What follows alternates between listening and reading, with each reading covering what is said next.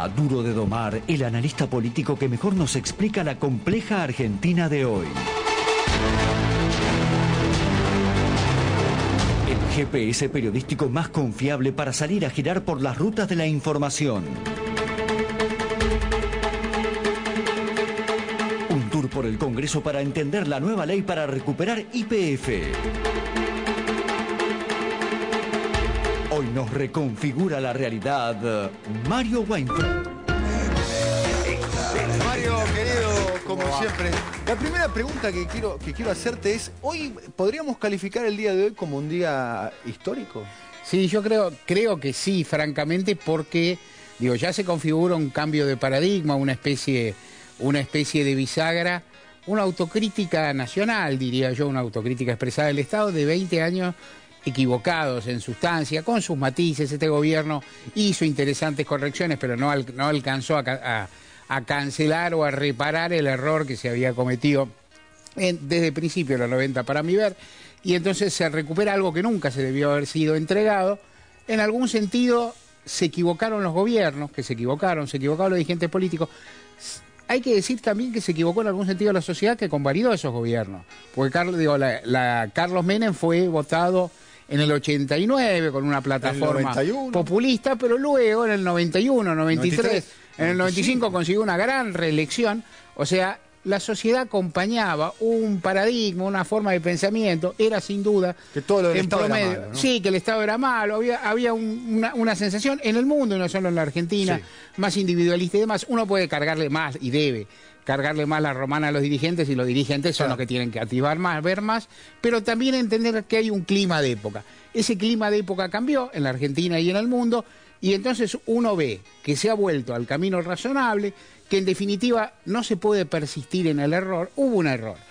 Y ahora, a la vez, ¿qué hacen las personas o las sociedades o los gobiernos frente a los errores? Y uno podría decir, por ejemplo, frente a la salvajada, la convertibilidad y el proceso privatizador, Argentina lo negó. Con el gobierno menemista y el gobierno de Alianza, cuando ya estaba gangrenado, persistió en el error. ¿Cuál fue el producto? La crisis y la catástrofe. Europa en este momento persiste en el error de sus políticas de ajuste. Crisis y catástrofe. ¿Qué es lo acertado? Lo acertado es cambiar.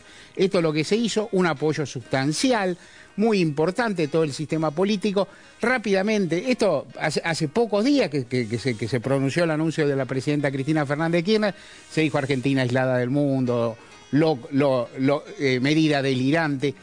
En Argentina, el gobierno no está aislado internamente, porque tiene un apoyo de fuerzas que representan más o menos el 80% del padrón electoral, corroborado en las elecciones del año pasado, y uno ve a Evo Morales en Bolivia tocando más o menos la misma melodía, una medida muy similar con todas las diferencias del caso.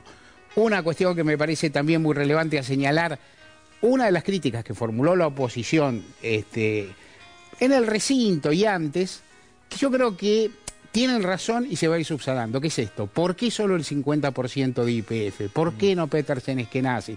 ¿Por qué no las otras empresas? Y lo cierto es que tanto el anuncio primero de la presidenta, cuanto el de la ley, cuanto el excelente, sobresaliente discurso de cierre que pronunció hoy Agustín Rossi, realmente conmovedor y muy ajustado, fueron a lo mismo. Evidentemente, esta ley, la expropiación de Repsol, claro, es el comienzo. La expropiación de Repsol es la cabeza de un iceberg. Claro. Y todos van a tener que pasar y todos van a tener que readecuarse a este nuevo esquema. Esto es también una cuestión que me parece enormemente relevante. ¿Qué hizo la oposición en promedio? Hablaron tantos, Daniel, empezaron ayer, siguieron, sí, hablado más de 100 legisladores, ninguno quería perderse, participar en el hecho. Difícil sintetizarlo, pero por ahí me gustaría marcar en los discursos de cierre de los representantes de las dos bancadas más importantes numéricamente, la radical y la del Frente para la Victoria, y algo sobre el Pino Solana. El discurso de Gilavera fue un discurso muy, muy duro con el gobierno, muy crítico a su política petrolera, a la política de transporte, a su política en general, a su relato. O sea, si uno lo mira, opositor, claramente opositor. Un discurso opositor muy, muy crítico. No estamos de acuerdo con esto, y somos diferentes a los peronistas y tenemos otra concepción de la democracia. Todo esto dijo Gilavedra, y en un tramo corto, pero definitivo, dijo, pero el Estado no es lo mismo que el gobierno, esta medida es para el Estado, esta bandera es una bandera tradicional del radicalismo, y votó a favor, sabiendo que lo que va a quedar en la historia.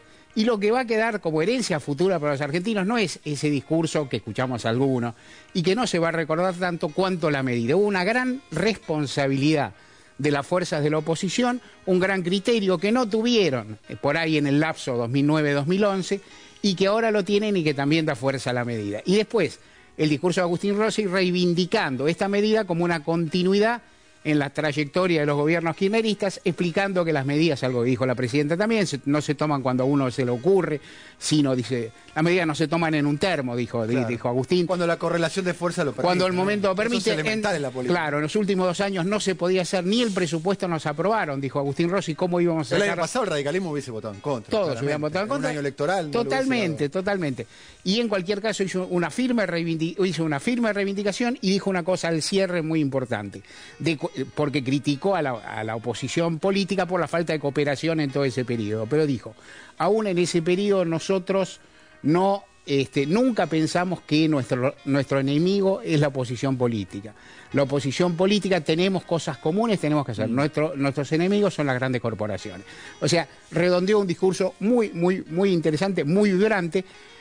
Las galerías estaban cubiertas por militantes y, digamos, dirigentes del Frente para la Victoria.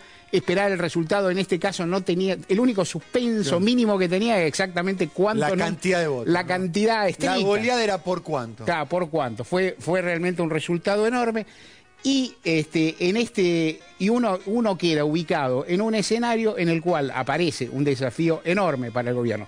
Y vuelvo al Pino Solanas que me lo estaba dejando de lado. El Pino Solanas fue un gran luchador de estas causas. Tal vez con una consistencia, creo yo, que no han tenido la inmensa mayoría de dirigentes políticos, por lo que fuera. Otros hasta puede haber tenido más acierto. En estos temas, en los temas de lo público, en el petróleo y ferrocarriles en general, el Pino ha tenido una gran trayectoria. Es la razón por la cual yo y muchos seguramente hemos votado a Pino Solanas, por su coherencia en esta causa. Claro, digo, una gran trayectoria. Y Pino Solanas tampoco le ahorró críticas al gobierno, no se las ahorró el radicalismo, no se las ahorró el Pacto de Olivos, pero en general presentó en su discurso y su exposición un tono de esperanza por lo que dijo que era una iniciativa feliz. Uno lo vio ahí en el papel del luchador que entiende, y seguramente con alguna contradicción, porque si vos luchás por algo, por ahí no querés que sea un gobierno, que no es el tuyo, el que consagre la medida, pero que supo entender el momento de la historia. O sea, en definitiva vio que otro gobierno que tiene destrezas que por ahí él no tiene, como es ganar votos, pudo hacer algo de lo que él defendía y estuvo para mi gusto muy consistente en un gran momento. En promedio, un desafío gigantesco para la Argentina que recupera una empresa que vertebró la geografía nacional. Nunca la Argentina va a tener YPF estructurada como la tuvo en ese momento, pero es muy posible que sí, que maneje herramientas de su economía que de nuevo jamás debió resignar. Muchas gracias, interesantísimo, Mario, como siempre.